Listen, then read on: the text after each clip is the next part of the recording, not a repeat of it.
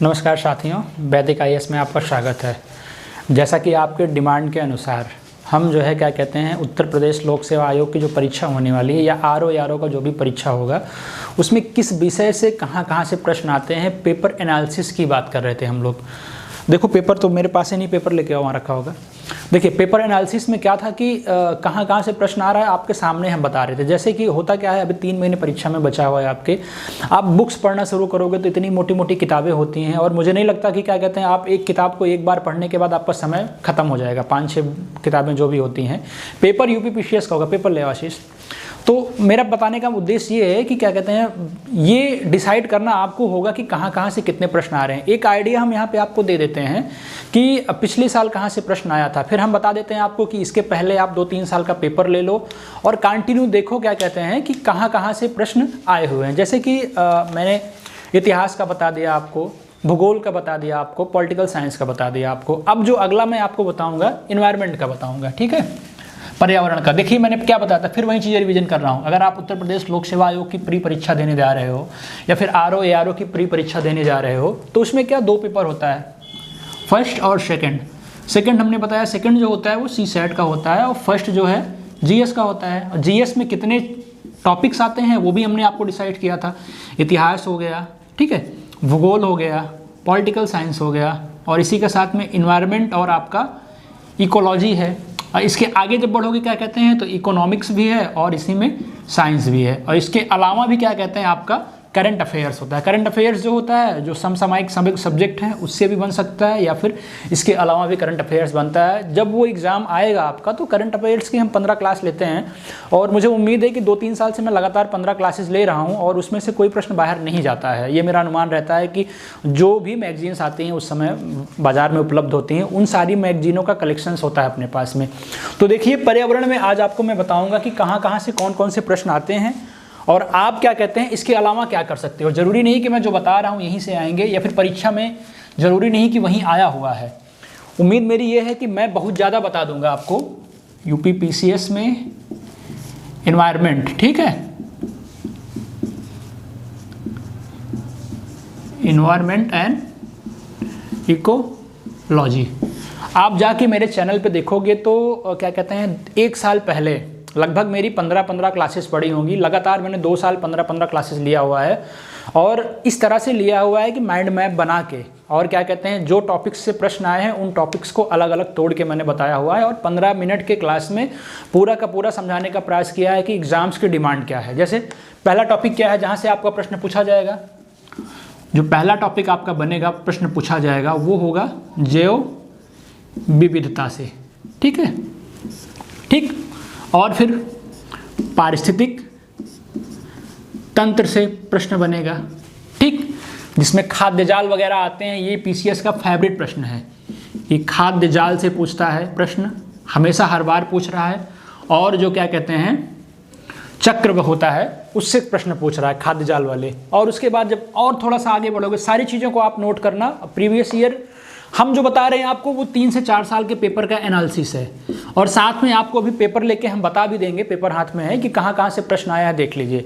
जो 3-4 साल का एनालिसिस हमने किया है वो चीज़ें हम यहाँ बता दे रहे हैं। बाकी उसके बाद ज़रूरी नहीं कि हर साल पूरे सब्जेक्ट से आएगा, लेकिन इतना पूरा सब्जेक्ट आपको तैयार करना पड़ेगा। हो सकता है कि क्या कहते हैं प्रश्न यहीं से बन जाए, समझ रहे हैं। उसके बाद आगे बढ़ोगे, सबसे इंपॉर्टेंट टॉपिक जहाँ से हर बार प्रश्न आया हुआ है पर्यावरण प्रदूषण।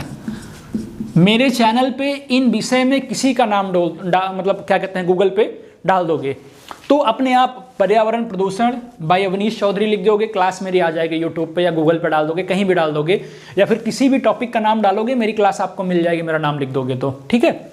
इसके बाद जब आगे बढ़ोगे तो पर्यावरण संबंधी जो संस्थाएं हैं, ठीक है, देखिए ये बहुत इंपॉर्टेंट है, यहाँ से प्रश्न बार बार आता है। पर्यावरण संबंधी जो संस्था है, ठीक है, जो अधिनियम है 1872-72 से तो हर बार प्रश्न पूछ रहा है, या फिर जो भी सम्मेलन हुआ है, ठीक, जो भी सम्मेलन हुआ है ये आपको ध्यान देना पड़ेगा, ठीक। उसके बाद फिर सेम चीज़ें चलती है पर्यावरण संबंधी और जलवायु परिवर्तन संबंधी। इसके संबंधित जो संस्थाएं हैं, जो अधिनियम है, जो सम्मेलन हुए यहाँ से प्रश्न बार बार आता है। इसी में ओजोन से संबंधित मॉन्ट्रियल प्रोटोकॉल बार बार पूछता रहता है। ओजोन से संबंधित जो सम्मेलन हुए हैं या जो इम्प्रूवमेंट हो रहा है वहाँ से प्रश्न बार बार पूछता है कि नहीं, हर बार पूछता है। वायुमंडल को हमने इससे अलग कर दिया था, ज्योग्राफी में वायुमंडल लिख सकते हैं, वायुमंडल के किन किन लेयर्स में क्या क्या चीज़ें पाई जाती हैं, क्षोभमंडल में कौन सी घटना घटती है, फिर आगे कौन सी घटना घटती है, सारी मेरी क्लासेज आपको एनवायरनमेंट में मिल जाएगी, एक भी क्लास ऐसी नहीं है जो मिस होगी। आगे थोड़ा सा बढ़ोगे, मैंग्रोव से प्रश्न बार बार आ रहा है, ठीक है, देखिए यहाँ लिख दे रहा हूँ, मैंग्रोव से प्रश्न बार बार आ रहा है, आर्द्र भूमि से प्रश्न बार बार आ रहा है, ठीक है। आजकल तो उत्तर प्रदेश कुछ आर्द्र भूमियों को शामिल कर रहा है कि यूनेस्को क्या कहते हैं, तो वहाँ से प्रश्न पूछ ले रहा है करंट चीज़ें, या मैंग्रोव को शामिल कर रहा है तो वहाँ से पूछ ले रहा है, ठीक है। आगे बढ़ोगे तो प्रवाल भित्ति से भी प्रश्न पूछने की संभावना बढ़ जाती है। एल नीनो ला नीनो से प्रश्न पूछ लेता है, देख के चलिएगा, प्रवाल भित्ति से प्रश्न पूछता है, एल नीनो ला नीनो लिख लीजिएगा। फिर सबसे इंपॉर्टेंट जो प्रश्न आता है आप लोग नहीं कर पाते हो, वन उन्मूलन से प्रश्न पूछ रहा है, फॉरेस्ट डिग्रेडेशन से प्रश्न पूछ रहा है, वन उन्मूलन से प्रश्न पूछता है। इससे संबंधित जो योजनाएं होती हैं रेड और रेड प्लस, इससे भी प्रश्न पूछ लेता है, ठीक है। उसके बाद सबसे इंपॉर्टेंट क्या होता है, वन रिपोर्ट, ठीक है, ये तो पक्का मत भूलिएगा। सबसे इंपॉर्टेंट जो होता है वन रिपोर्ट आप पढ़ के जाइएगा, एक प्रश्न यहाँ से पूछता है, ठीक है। वनाच्छादन, वनावरण किस राज्य का ज़्यादा है, वो भी मैंने ट्रिक के माध्यम से क्लास में मेंशन कर रखा है। इस बार फिर से पीटी की तैयारी कराएंगे तो सारी चीज़ें आपको मेंशन करेंगे, ठीक है। उसके बाद सबसे इंपॉर्टेंट प्रश्न क्या होता है, जो अभ्यारण्य वगैरह होते हैं, पक्षी अभ्यारण्य, वन्य जीव अभ्यारण्य होते हैं, वहाँ मैच करने के लिए प्रश्न बार बार आता है, ठीक, मैच करने के लिए प्रश्न बार बार आता है। या फिर जो स्पीसीज क्या कहते हैं करंट में होती हैं, करंट का विषय होता है, वो इंडेंजर्ड हैं, डेंजर्ड हैं या फिर क्या हैं, उनसे प्रश्न बार बार पूछता है। तो ये आपका एनवायरनमेंट का टॉपिक हो गया, ठीक है। ये जो पूरा मैंने एनालिसिस किया है पिछले 3-4 साल के पेपर में।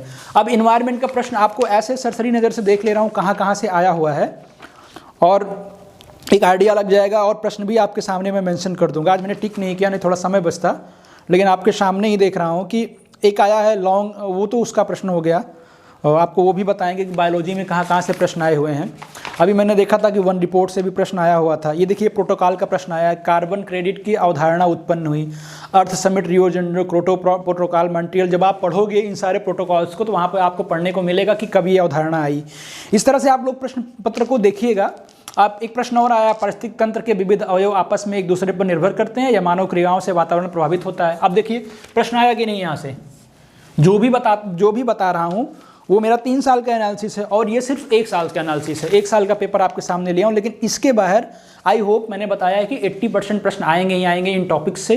10% की गारंटी 20% की नहीं लेता हूँ, और ये भी हो सकता है कि सारे के सारे प्रश्न आ जाएं। देखिए 2050 के लिए नेट जीरो लक्ष्य के संदर्भ में ये करंट का प्रश्न है, इन्वायरमेंट से रिलेटेड, ये भी आप लोग देख सकते हो। बाकी इसमें बहुत सारे प्रश्न हैं, आप प्रश्न पत्र को देखिएगा। नेक्स्ट टाइम से मैं इसमें टिक कर लिया करूँगा ताकि मुझे इतना देर तक खोज के आपको बताना ना पड़े। लेकिन प्रश्न सारे के सारे जो भी आए हुए हैं सारे यहीं से आए हुए हैं।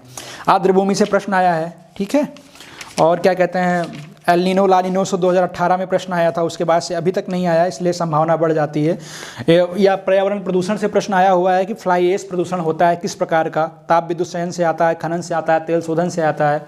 रेडियोधर्मिता संबंधी प्रश्न पूछ रखा है, जब वायुमंडल आप पढ़ोगे तो उसमें कुछ चीज़ें जानकारी आपको मिल जाएगी। तो इस तरह के प्रश्न पत्र जो भी हैं वो इन्हीं टॉपिक से बना हुआ है। तो कोशिश करिए आप इन टॉपिक्स का एक अच्छा सा एनालिसिस बनाइए, माइंड मैप बनाइए, और इनको एग्जाम में पढ़ के जाइए। अगर 15 टॉपिक हैं तो आप 2-2 घंटे दिन में, 3-3 घंटे, 15 दिन आप दीजिए इस पे। और एक माइंड मैप अगर आपका तैयार हो जाएगा, जो आपका 15 दिन 2-2, 3-3 घंटे एक विषय पे जाएगा, वहीं समय आपका कम हो कि एक दिन में आप पूरा रिवीजन कर लोगे।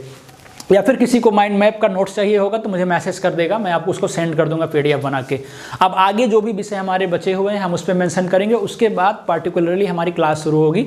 एनवायरनमेंट के सारे लेक्चर मेरे पड़े हुए हैं, आप देख सकते हो। अगर पढ़ना है आपको एनवायरनमेंट से शुरू करना है, बाकी एनवायरनमेंट पोर्शन को हम लास्ट में रखेंगे। इसके अलावा पॉलिटिकल साइंस और हिस्ट्री की क्लासें हम पैरेलल लेंगे। हो सकता है कि हिस्ट्री के साथ, हिस्ट्री के अलावा ज्योग्राफी की लें, ठीक है। धन्यवाद।